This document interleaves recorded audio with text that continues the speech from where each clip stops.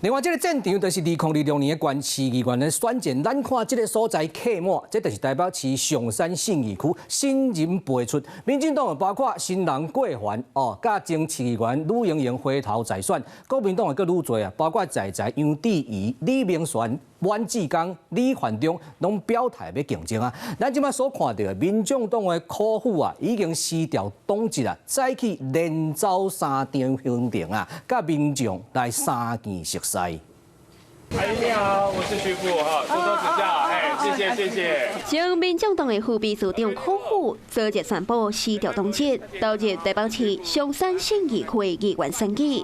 今仔日连续走3行程，积极表现更多。如果徐巧芯委员觉得说，在蓝白的共识之下，愿意说来一起帮忙加油努力，我都是非常非常欢迎，而且非常非常高兴。上山信义区9月释出内底，扣掉国民党的立委王宏伟加徐巧芯，甲因为破败过身的民进党柯家杯让3释出来。目前有意思要竞争的人，除了民众党的苦虎，也有国民党前发言人李明璇甲杨智瑜、前工会总会长阮志刚甲副监理理长李焕忠。民进党有新人过环甲前议员吕莹莹。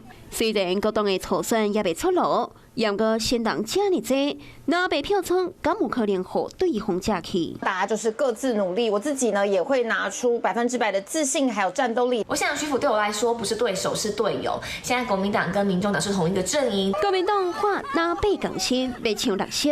另外的囝是积极扫街拜票，和现任的立委合体挂扛棒，拼初选过关。